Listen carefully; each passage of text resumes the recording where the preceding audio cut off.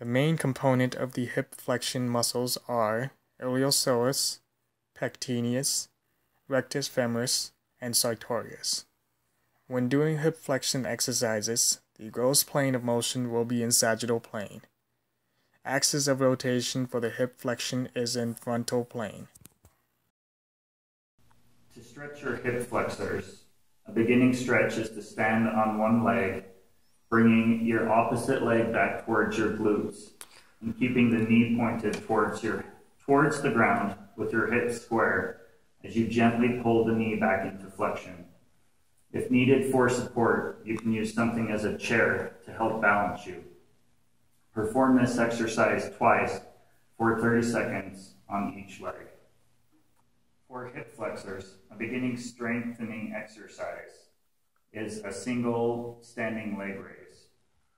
So standing in the anatomical position, in the beginning of the exercise, raise one leg by flexing the knee and the hip simultaneously, bringing them towards the chest.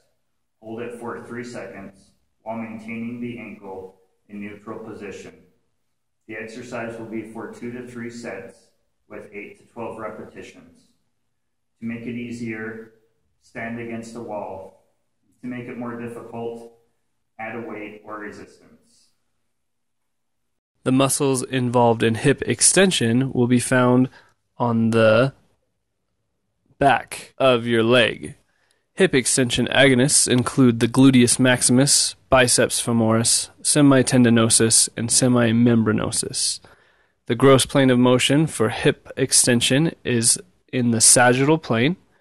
The axis of rotation is in the frontal plane. For the hip extensors, a simple stretch is the toe touch.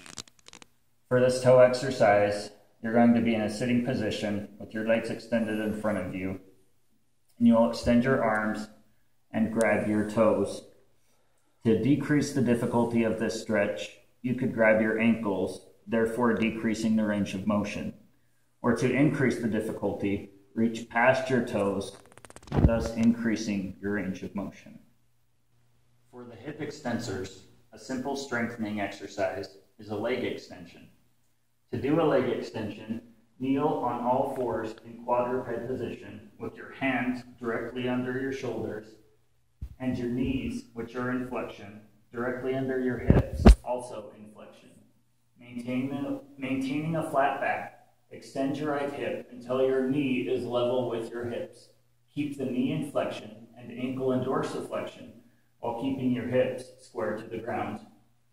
Hold for 1 second and then return to all fours. To decrease the difficulty of this exercise, keep the knee extended, making a straight line from head to toe. Or to increase this exercise, use ankle weights.